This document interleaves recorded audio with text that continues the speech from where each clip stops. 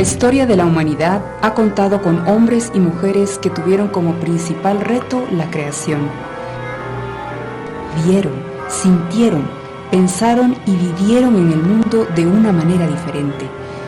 Sus mentes fueron fruto de inspiración y su obra se convirtió en patrimonio para la posteridad. Han sido producto de su talento, pero también del medio y la época en que vivieron. Algunos, entre severas limitaciones, supieron hacer camino para orientar su energía creativa en medio de procesos críticos que, en lugar de ser obstáculos, fueron incentivos para seguir creando. Este es el caso de un niño nacido en un pequeño pueblo al sur de Guatemala, San Antonio Suchitepeques, de cuna humilde, de padre campesino, que tuvo una niñez y adolescencia con severas limitaciones. Un niño que años después sería una de las grandes glorias de la cultura guatemalteca. Jorge Álvaro Sarmientos de León. Jorge Sarmientos llega a esta tierra un 19 de febrero de 1931, cuando recién toma posesión del gobierno de Guatemala el general Jorge Ubico. Fue el mayor de 8 hermanos que crecen en la campiña con grandes limitaciones económicas. Pero Jorge crecería también con una enorme riqueza, el amor y dedicación que su padre, don Julio Vicente Sarmientos Morales, conocido como don Chente, le profesó toda su vida. Don Chente tiene alma de artista, se hace pintor y también marimbista. Esta herencia la transmitiría al pequeño Jorge.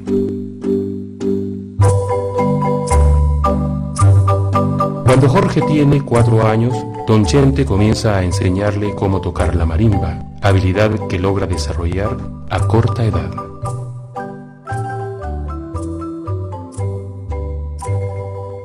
Llegaba a la casa y el ranchito, como había arena enfrente, yo dibujaba la marimba.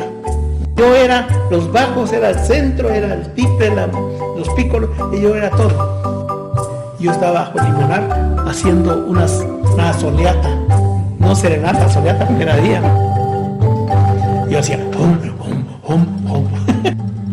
yo cantaba la melodía, pedazos de armonía, era mi mundo. Tenía 5 o 6 años.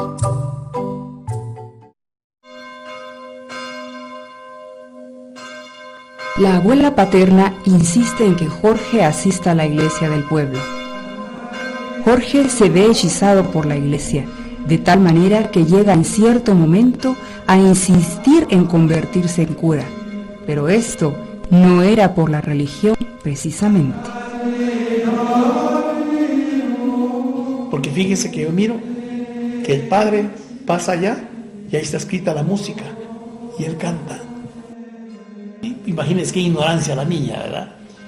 Pero un chico, yo quería ser padre con tal de leer música y cantar.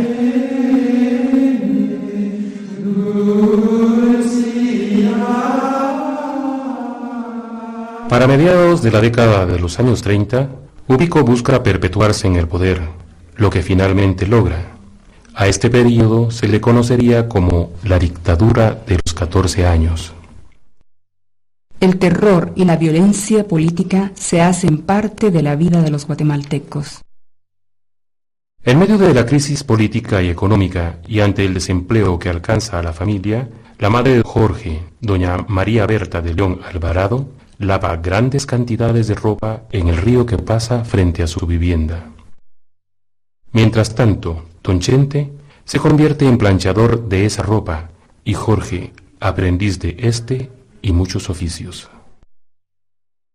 En 1939, por orden de las autoridades, Jorge y su hermano van a Mazatenango a tocar en homenaje a Ubico. Yo tenía 8 años, mi hermano tenía 6. Cuando sintieron, el hombre pasó con toda su comitiva, que era muy larga, y solo el polvo lo dejó, nadie le vio la cara. A corta edad, Jorge tiene la oportunidad de tocar en público en la marimba Ideal del consagrado marimbista y compositor don Domingo Betancourt. Y me dijo don Domingo, ¿Querés tocar conmigo? Y yo, como no era nada tímido, ¿no? Yo sí. Yo no sabía ni quién era el señor, ¿no? ¿Qué querés tocar? Y yo me moría por las cosas de concierto, ¿no? Por Ave Lira, por Mi Ruiseñor, Canarios, Fiesta de Pájaro, Don Chus Castillo. Tampoco sabía que era Don Chus Castillo. Y entonces le dije, pero yo toco las segundas voces, pero toco los solos, los pajaritos, le dije. Y realmente eran las cadencias, pero no sabía cómo decir. Y tocamos. Y él me dejaba los pajaritos que yo dije, ¿no? Los adornos técnicos. Y entonces, domingo, al final de tocar cosas tan bonitas, todo, ¿no? Paró y me fue a abrazar. Casi me carga, fue una cosa linda. Yo creo que desde entonces me quedó a mí el gusanito, ¿no? Los aplausos.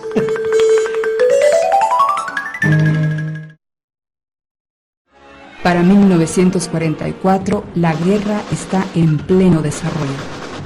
Para Guatemala, este también será un año agitado. El 25 de junio, en una protesta cívica, mueren varias personas. Este es el detonante de una serie de sucesos que obligan a renunciar al dictador, no sin antes dejar un triunvirato afín que lo sustituye. Pero toma el poder el general Ponce Báites. Los niveles de persecución y el descontento popular ocasionan que el 20 de octubre caiga el gobierno de Ponce Báites. Este día será conmemorado en Guatemala como el Día de la Revolución. Está por iniciarse lo que posteriormente se conocería como la Primavera Democrática de Guatemala. Para ese entonces, Jorge asistía a las fiestas, como asistía a todos lados desde niño. Descalzo. Pero yo me iba al río, me limpiaba bien los pies con arena y jabón de bola de coche, ¿no? Mis pies siempre limpios y todo, y bailaban conmigo. El 15 de marzo de 1945 toma posesión el presidente Arévalo.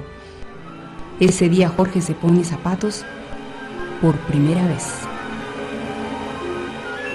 Me puse los zapatos, tomé el tren con mi papá y nos fuimos a la estación Chipo. Pero ahí teníamos que caminar 5 kilómetros a Santa Bárbara. Yo llegué con ampollas, con todo. En la tarde nos fuimos a meter al río Cihuacán. Ahí dejé los zapatos, y a meter los pies. Pero el mundo continúa la Segunda Guerra de manera brutal. El 6 de agosto, Estados Unidos lanza la bomba atómica sobre Hiroshima. Jorge no se percata de ello. En ese entonces es un adolescente. Sus alcances no le permiten imaginar que 50 años más tarde, este suceso será tema de su obra creadora. Vicente Sarmiento sabe que su hijo debe estudiar música y con muchos sacrificios en mayo del 46 hacen un viaje a la ciudad capital para tratar que Jorge ingrese al Conservatorio Nacional de Música. Pero el intento es un fracaso. Jorge Álvaro no es admitido. En 1947, el licenciado Manuel Galich es el nuevo ministro de Educación. Él tiene grandes amistades en San Antonio Suchitepeques.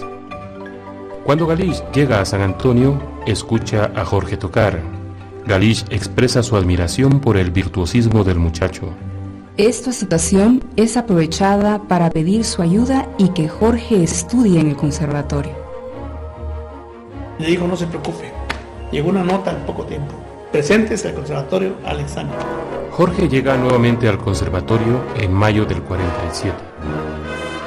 Quienes enseñan violín y piano no desean aceptarlo.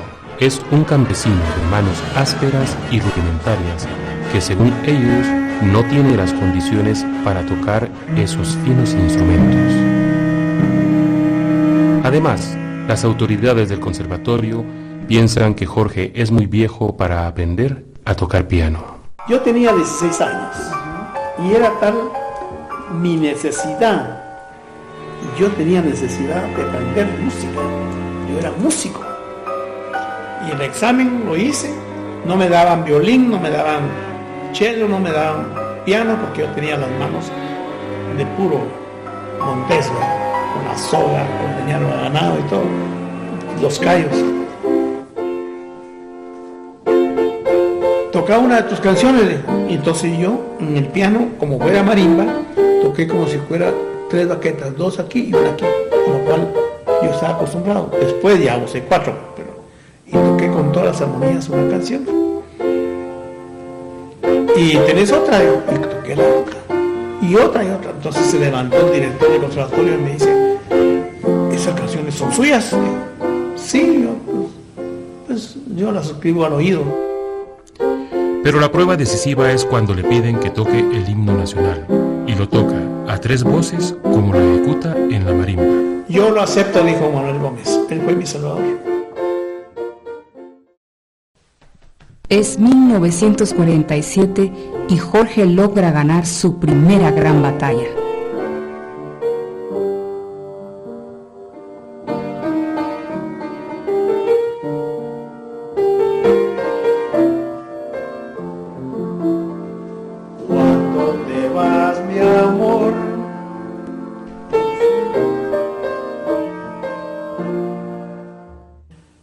A los pocos días me inscribí en saxofón, yo tocaba un poco al oído al saxofón. Y entonces él fue llegando como al mes y pico, yo estaba con el saxofón dándole algo que cantidad. Y él tocaba también la trompeta al oído. Y me maltrató. Manuel Gómez, ¿quién te dijo que vos vas a tocar saxofón? Yo me asusté mucho, ¿no? Y dije, no, yo no sé, como no me quisieron dar violín ni piano, pues me ofrecieron saxofón y me gusta. Pues no, digo. Pero 3 días antes me hizo una entrevista al maestro Salvador Ley. Me dijo, mire, ¿y usted por qué quiere estudiar música? Porque me gusta, maestro. ¿Y por qué le gusta? Porque yo toqué marimba de chiquito. ¿Y qué piensa hacer con su vida con la música? Entonces, en mi inocencia le dije, y mi ignorancia, anhelo tocar en las mejores marimbas orquestas de Guatemala, le dije. Porque me moría, por eso era mi mundo, hasta mi tope. Y además para ayudar a mis padres. Yo ese pensamiento lo traía adelante, y eso le conmovió a él. Cuando Manuel Gómez llegó a él a quejarse para que me sacaran, que quitaran la beca, le dijo el maestro, cálmese, maestro. Y le contó la entrevista que tuve. Yo estaba estudiando mi solfeo en la silla, ¿no? Cuando lo vi, me asustó un poco. Dije, este señor me va a pegar ahora. No te asustes, me dijo. Ya hablé con el director. Está bien, quédate con el saxofón. Yo sentí que me bajó todo.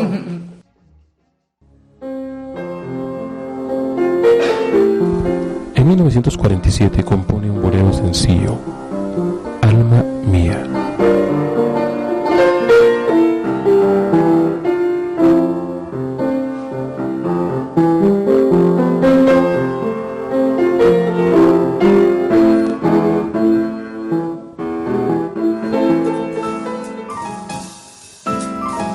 Para 1948, Jorge organiza un gran conjunto de música jazz en el que participa hasta 1952. Es la gran orquesta del conservatorio.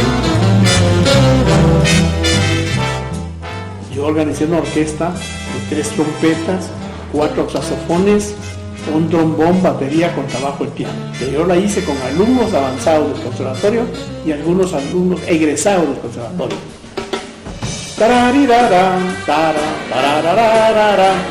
Muy linda. Y empezaba la batería. Y las trompetas hacían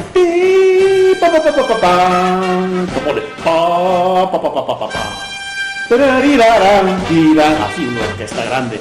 Y entonces tenía 5 saxofones, 4 trompetas, 3 trombones. Para 1949, Jorge ha estudiado intensamente.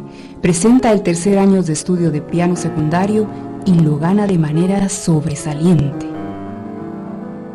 El brillante maestro José Arevalo Guerra fue determinante en su formación ante el piano. Años después, sería su compañero de beca en París. Después de terminar esta primera fase en el conservatorio, Jorge indicó que seguiría clarinete, pero paradójicamente, la misma maestra que lo descalificó años atrás, Georgette Contu de Castillo, le dijo que no dejara el piano. Jorge sigue con la formación para pianista profesional, pero también completa los estudios de clarinete y saxofón. Jorge Álvaro comienza su actividad de compositor mucho antes de aprender a componer. Comencé a componer en el 49 mis primeros 3 preludios tonales románticos para piano, 50, 51.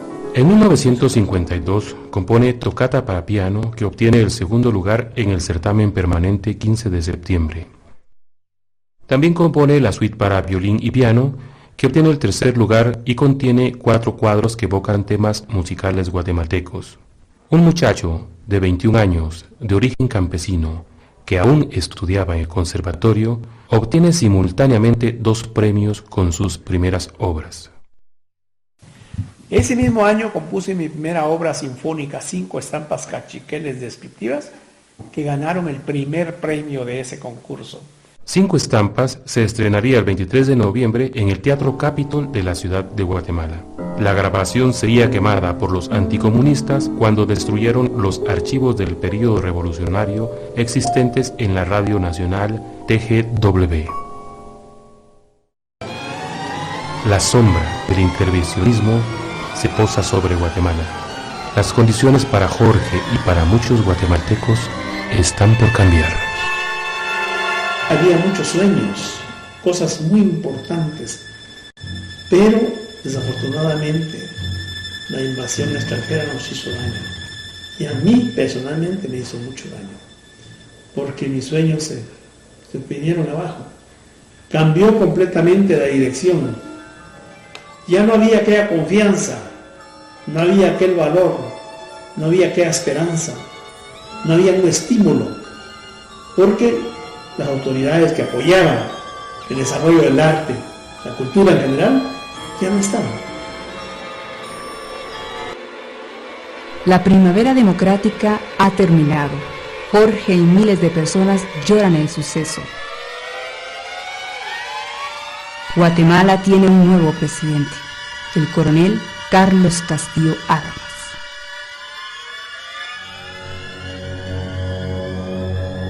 El 2 de agosto, la actuación del Ejército de la Liberación entró en conflicto con la institución armada.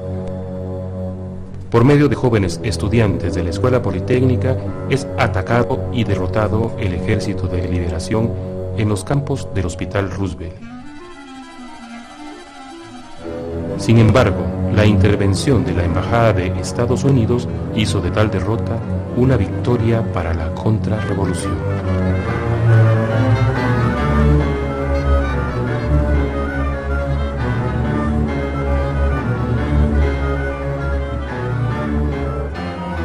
Medio siglo después, el 2 de agosto del 2004, Sarmientos presentaría una obra, Los héroes en Guatemala tienen 15 años, en homenaje a los caídos en esa fecha y a Carlos Enrique Guerra, autor del libro del mismo nombre sobre el que se basó la obra.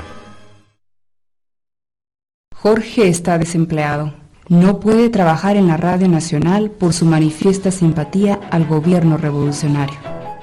Pronto encuentra otras formas de subsistencia. Toca en los clubes nocturnos Casa Blanca, Ciros y Pigaya. Dirige por unos meses la orquesta Harlem de Jazz y trabaja con la orquesta de Guillermo Rojas. También se convierte en profesor y da clases de piano. En medio de este cambio político, Jorge se casa el 12 de octubre de 1954. El 12 de junio de 1955 nace su primer hijo, Jorge Álvaro Sarmientos Varillas. Jorge, conjuntamente con su maestro José Arévalo Guerra, son ganadores de una beca otorgada por los gobiernos de Guatemala y Francia. Jorge hace los trámites para participar en el concurso de ingreso al Conservatorio Nacional de Música de París. El examen consiste en 3 trabajos: hacer la exposición de una sonata, hacer la estreta de una fuga y una composición más compleja. Jorge no sabe nada de eso.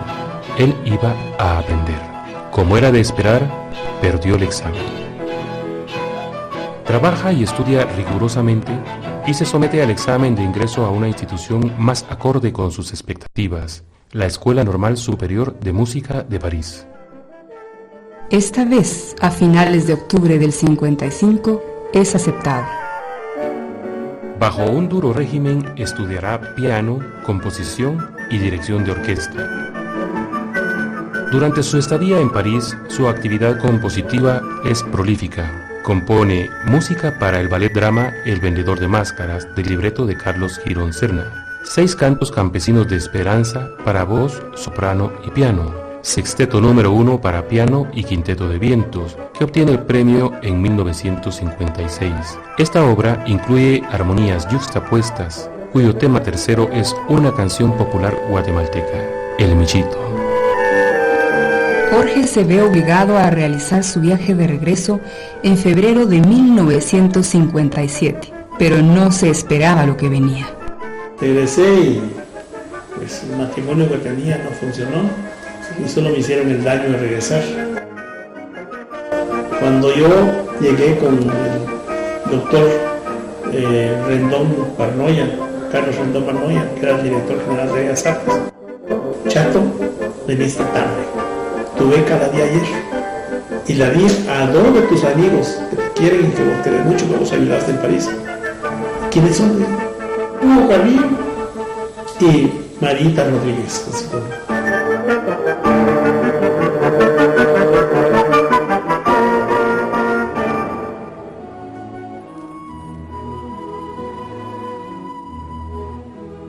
En 1957 compone El Pájaro Blanco, ballet para orquesta, obra que es estrenada el 29 de abril en las ruinas de Santa Cruz, en la antigua Guatemala. Se estrena con el Ballet Guatemala y coreografía de Denis Carey. Esta obra significaría su primera aparición como director de orquesta.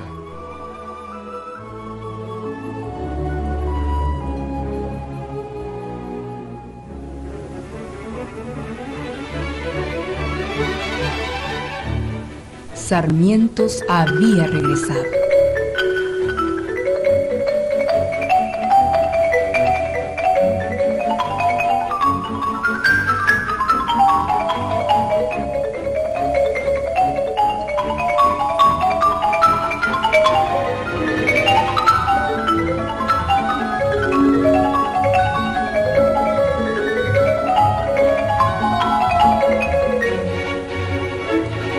Ese mismo año, 1957, compone el concierto para marimba y orquesta, que es premiado en Nueva York.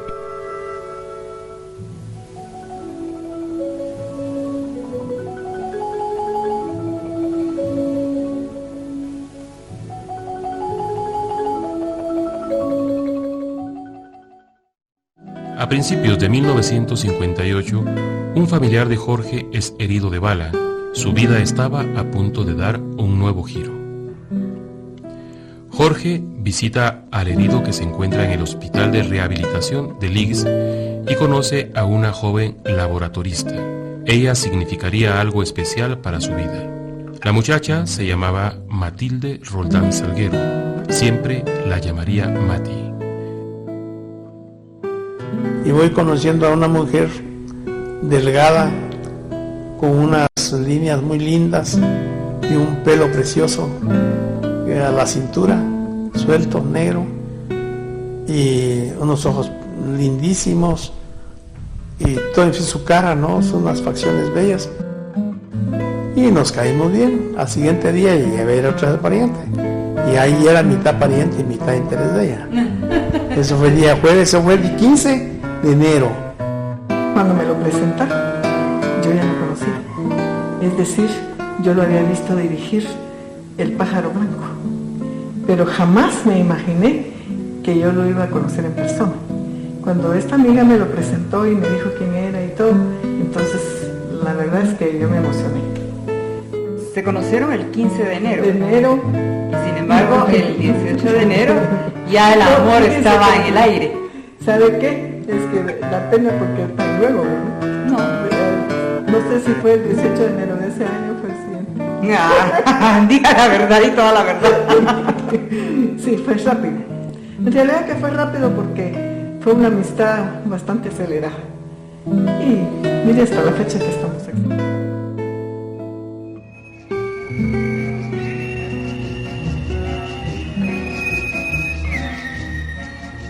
Ese mismo año compone 3 estampas del Popol Vuh, basado en el libreto de Carlos Mencos Martínez, un ballet drama para teatro, danza, coros y orquesta sinfónica.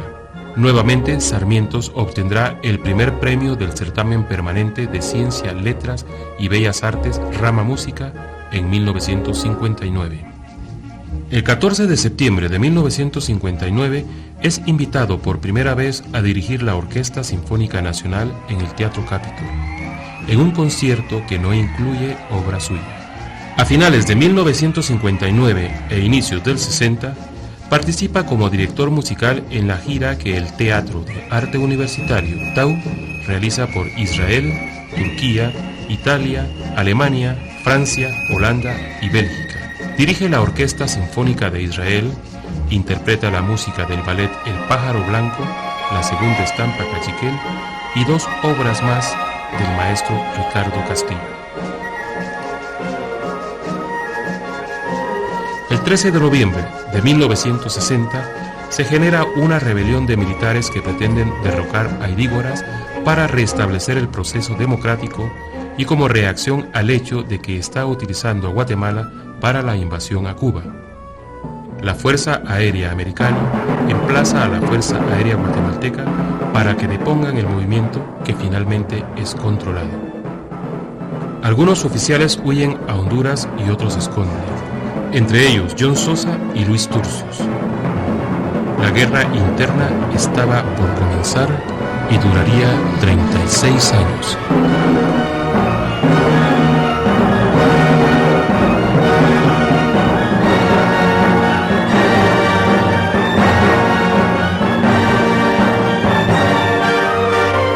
Pero el 13 de noviembre también es especial para Jorge y Mati.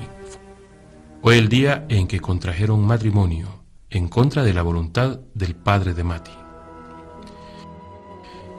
Ese mismo año escribe un homenaje a Georgette Contú de Castillo sobre tema de Ricardo Castillo, para orquesta y piano obligado.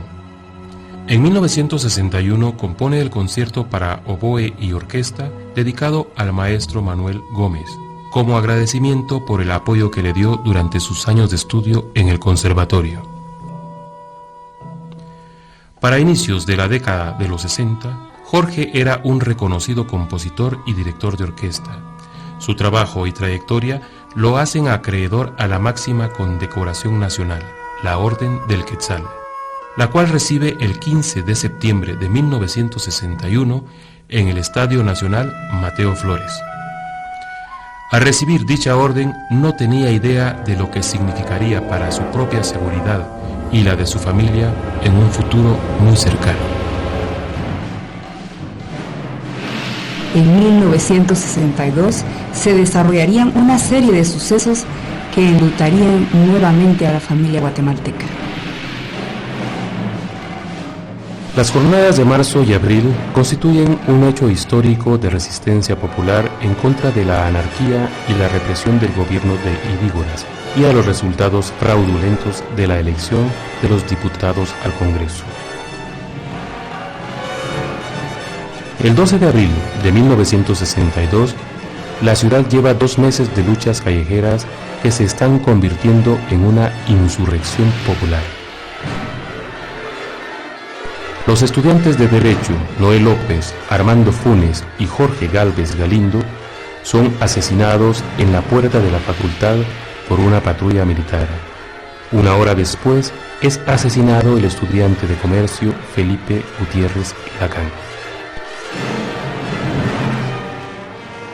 Esa noche hay un concierto de la Orquesta Sinfónica Nacional. En los pasillos y escenarios se habla sobre la masacre cometida. Teníamos un concierto de música en los Países Bajos en el conservatorio, que iba a empezar pues como a las 7 y media.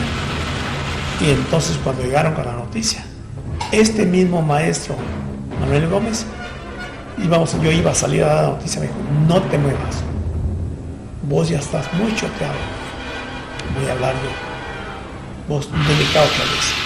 Y salimos todos con él en frac, y él dijo en el conservatorio, ahí ya no.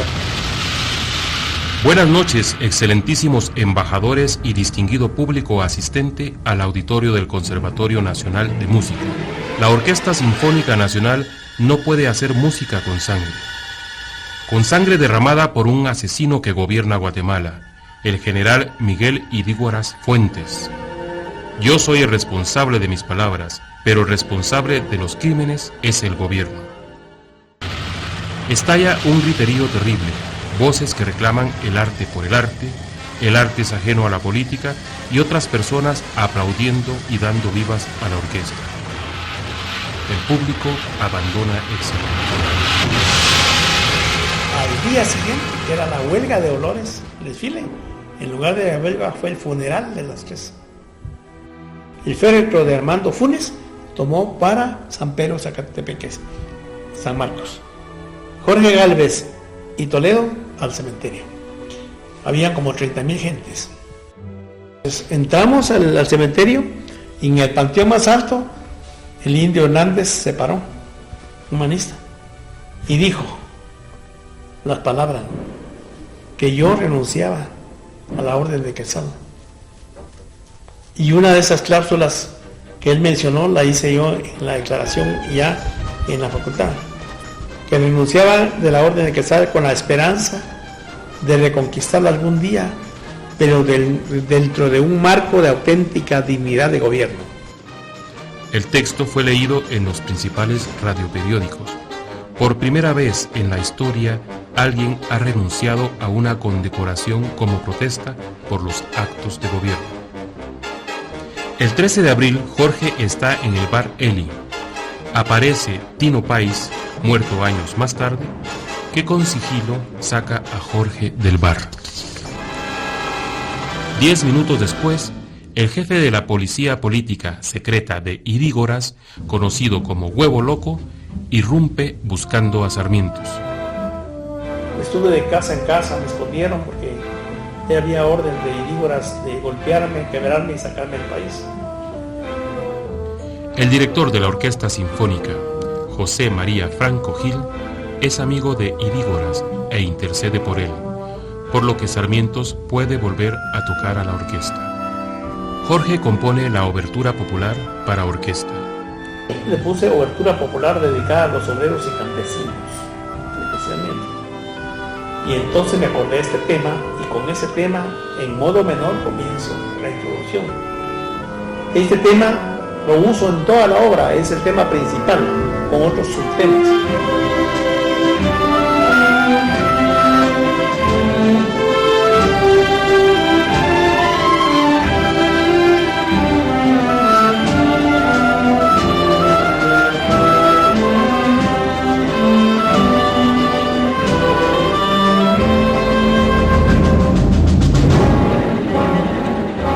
Es una marcha de compases muy acentuados y acordes graves, un himno triunfal.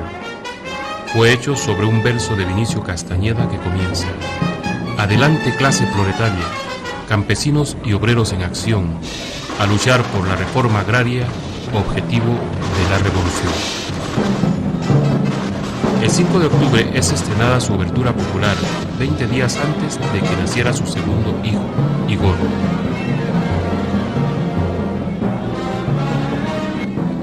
Jorge no para de componer.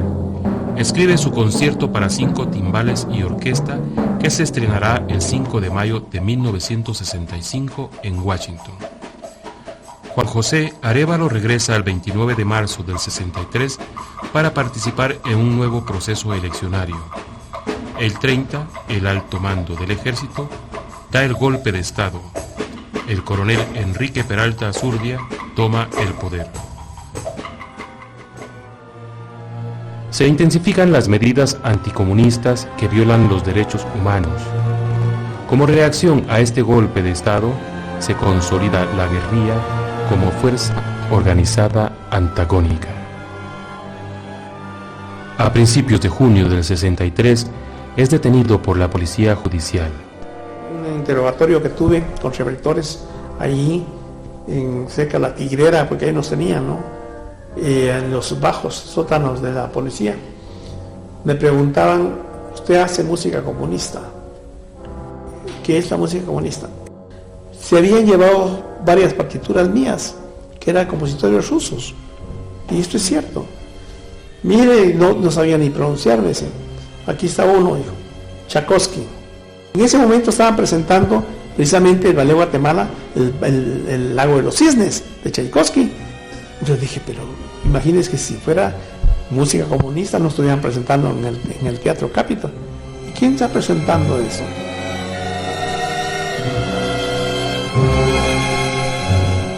Mati perdió a un chiquillo después de Igor, por los abusos del auditor de guerra, y le llegó a mostrar un montón de armamento nuevo que había llegado a Guatemala, y le dijo que ese armamento había encontrado en mi casa, y que yo, pues, si tenía suerte, pues salía en 20 años, que si no me daban cadena perpetua.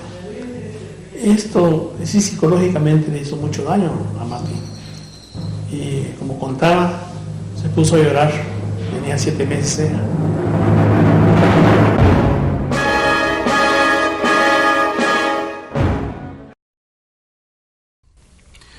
En medio de la inestabilidad y persecución política, Jorge gana una beca para estudiar en el Centro Latinoamericano de Altos Estudios Musicales del Instituto Torcuato Di Tella en Buenos Aires, Argentina, en donde permanecería durante 1965 y 1966.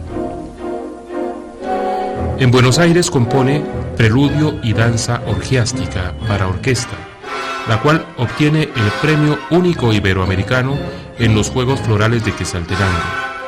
Es la primera obra con principios dodecafónicos de Sarmientos. Jorge no puede recibir el premio, lo recibe Mati. El premio servirá para que viaje con sus hijos Jorge e Igor a Argentina, lo que les permite vivir en familia durante el final de 1965 y en 1966.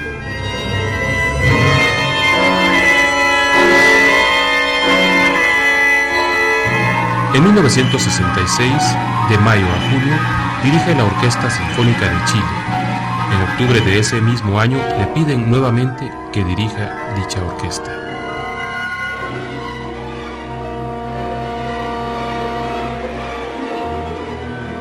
El 30 de noviembre de 1967 nace su hija Mónica Sarmientos Roldán. Ese mismo año, durante una gira artística por Europa, se reúne con Miguel Ángel Asturias, quien ha recibido el Premio Nobel de Literatura.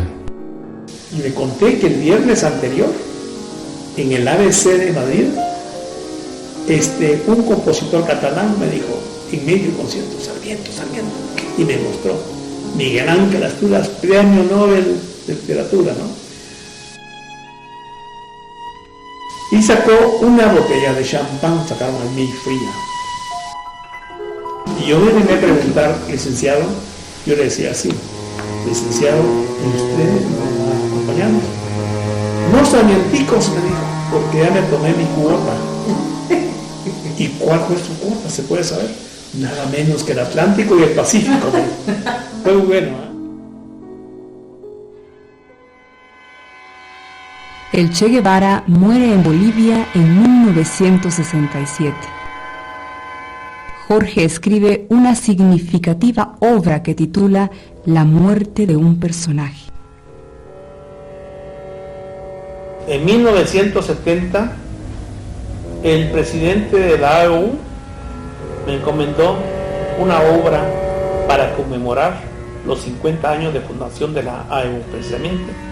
En esos días hice una visita al estudio de Roberto Cabrera, nuestro pintor guatemalteco, y encontré una serie de tintas, 60 tintas, y una serie de cuadros. Entonces él me explicó que la 60 tinta era el Che Guevara, que en el 67 había sido asesinado en Bolivia. Y los 7 óleos eran el diario, simbolizaba el diario de Che Guevara. Estos cuadros y estos óleos a mí me impresionaron mucho. Y me impresionó también el nombre, la muerte de un personaje. La obra contiene 4 movimientos: vida, pasión, muerte y epílogo.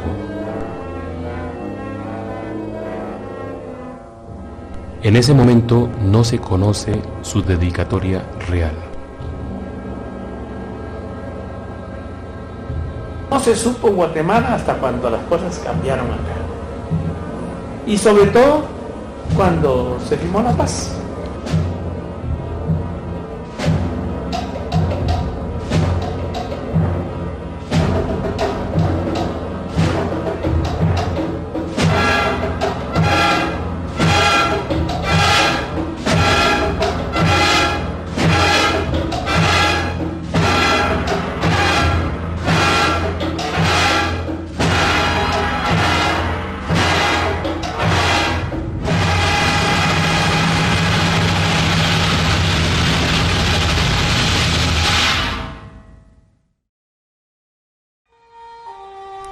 En 1972 es invitado a participar en el curso internacional de perfeccionamiento para directores de orquesta en Bolonia, Italia, con Sergio Celibidache.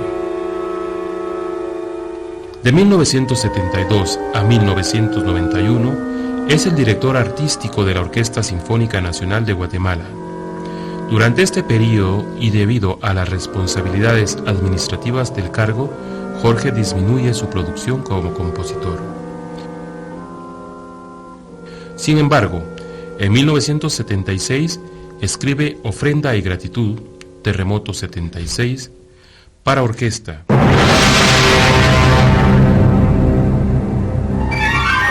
Para ofrendar un sentimiento a las víctimas del terremoto y agradecer a los países del mundo su generosa ayuda en esos momentos críticos en nuestro país.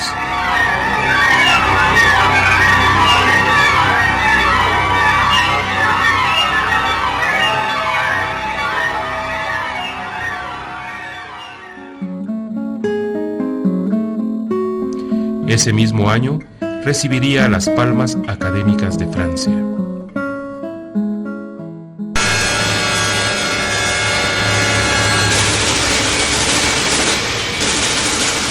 1977, Mario López Larrado es asesinado vilmente a plena luz del día, bajo las ráfagas de ametralladora. Como reclamo a este infame hecho, Sarmientos compone Responso, Homage 2, en memoria de Mario López Larrado. La obra fue tocada varias veces, pero en 1981, el ministro de Educación Pública, Clementino Castillo, prohíbe su interpretación.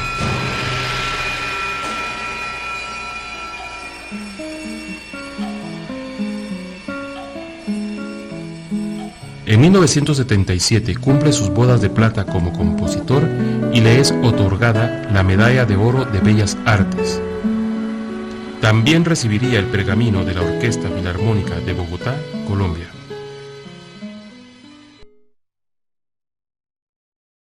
Rita Navarro, amiga de Jorge y coordinadora del Centro Cultural Universitario, es asesinada en 1980. Estábamos preparando las festividades de julio de la Filarmónica cuando me avisaron que habían ametrallado a Rita Navarro. En el panteón de los de Español yo tomé la palabra, pero ignoraba que ahí estaban los Orejas. Lo que dije pues era normal. En la noche fue la primera amenaza por teléfono donde me decía que tenía contadas las horas. A raíz de eso fue que yo me fui para México. El 4 de diciembre de 1980 encuentran asesinado a su cuñado Lionel Roldán. Estaba yo en México, me avisaron de la muerte de mi cuñado que lo habían secuestrado. Yo vine y naturalmente fue el entierro y me llevé a mi familia. Tenía miedo.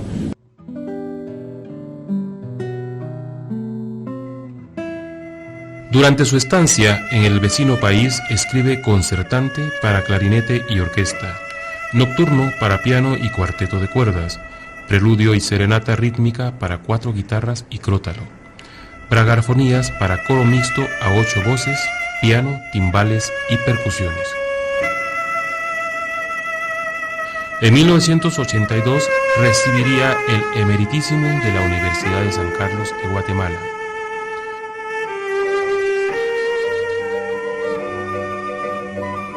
En 1988 participa como compositor en el primer Festival de Música Latinoamericana y le conceden la moneda de oro de 24 quilates de la Sociedad Internacional de Conciertos Min-On en Tokio, Japón.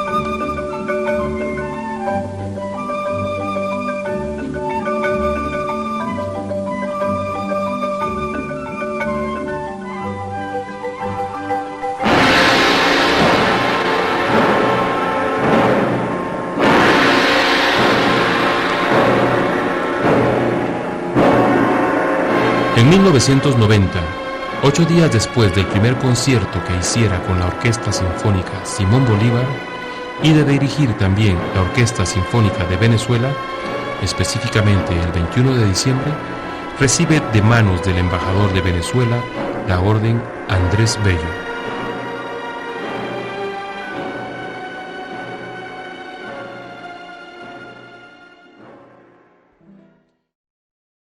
En la década de los 90 compone Nocturnal para piano, Homage 3, homenaje a Ricardo Castillo. 3 ensayos melódicos para guitarra, canción, evocación e improvisación. Himno al Quetzal para coro mixto y orquesta dedicado al Dr. Jorge Ibarra. Homage 4 como homenaje a Luis Cardosa y Aragón, pendiente de concluir.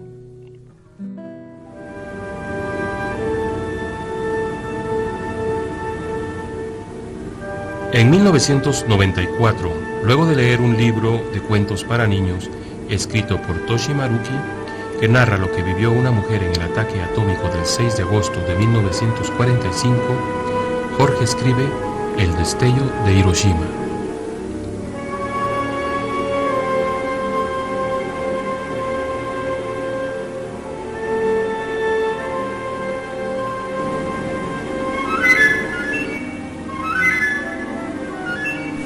Es con mi humilde música que saludo al pueblo de Japón en nombre de mi pueblo, Guatemala. そしてこの曲は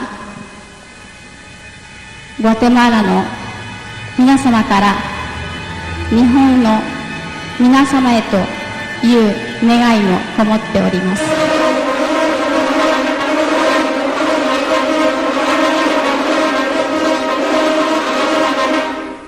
La obra se estrena el 4 de agosto de 1995 con la Filarmónica de Nagoya en Nagoya. El director fue Komatsu.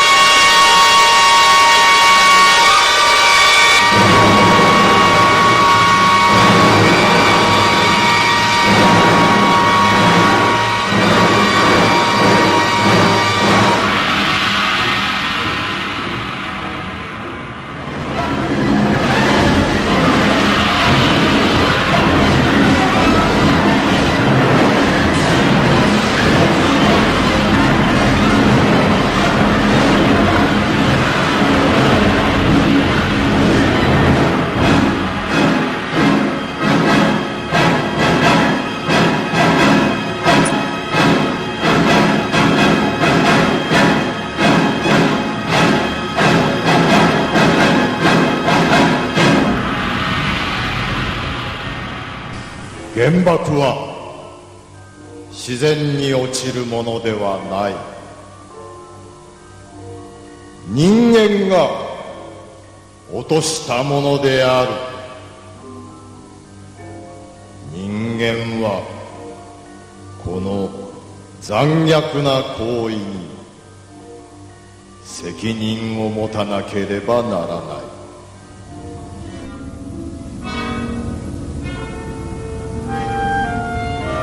El mar de mi pueblo se enfureció. Hubo días felices bajo la lluvia negra. Y ahora no hay ni barcos, ni gente, nunca más Hiroshima. En el mar de mi pueblo, esta tragedia jamás se repetirá.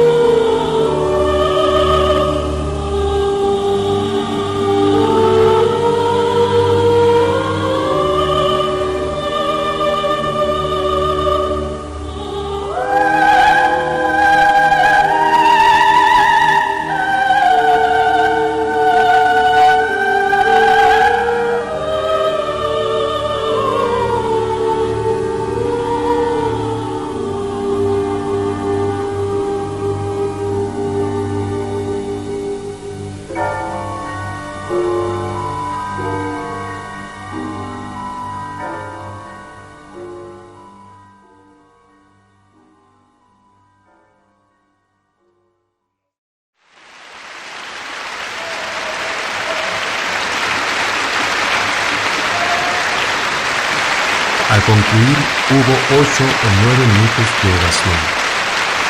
El 6 de agosto, al cumplirse exactamente los 50 años de este atroz suceso, se presentó también en el Suntory Hall de Tokio a cargo del Ensamble Filarmónico Orquesta. El destello de Hiroshima se presentó en Guatemala 4 años después, el 5 de agosto de 1999, fue dirigida por el maestro japonés Kazuhiko Komatsu.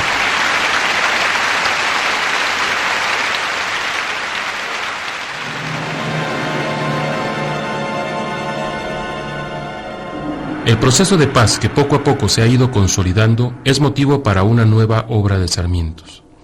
En 1996 compone Oda a la Paz para orquesta con textos del poeta Julio Fausto Aguilera. Y era para estrenarla a esa fecha. Estábamos aquí, había venido Guillermo Torriello, mi gran amigo, estábamos con todos los progresistas, ¿verdad? Con todos los jóvenes y viejos de la Revolución del 20 de octubre, y por razones ajenas, que yo ignoro, no sé, con cierta razón, no se hizo la obra. Y ahí quedó relegada. La obra se estrenó precisamente el 14 de noviembre de 2004, con la Filarmónica Nacional de Venezuela en el complejo Teresa Carreño de Caracas. Tengo en medio de la obra un poema de Julio Fausto Aguilera que es La Paz. La paz es la sonrisa de un infante o las bendiciones de un anciano. La paz es el cuchillo que solo corta el pan. La paz es un camino para todos abierto, camino del amor colectivo, camino de ofrendas a la vida realizándose plena. horizontes de música sin estruendos de muerte. Si luchamos por ella, si luchamos por ella, se salvará la paz.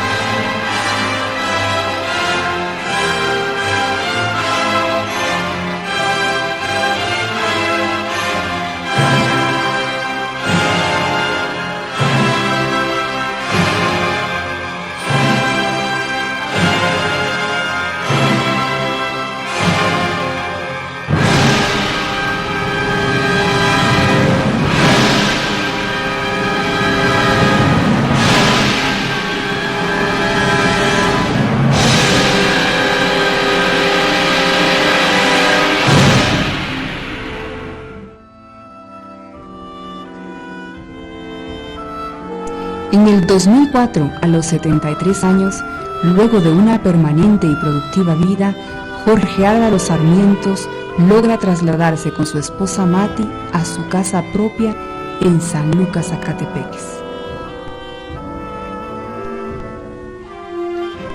Manuel José Arce hizo una semblanza de Sarmientos. Este cachetón ilustre, barbas de fleco de barrilete, enamorado de las nubes, sonora panzota de tum y andares de indios de paso largo, bailado del baile de los venados. Grande el gordo. Si es válido hacer comparaciones, el gordo Sarmientos es para Guatemala en la música lo que Miguel Ángel Asturias es en las letras.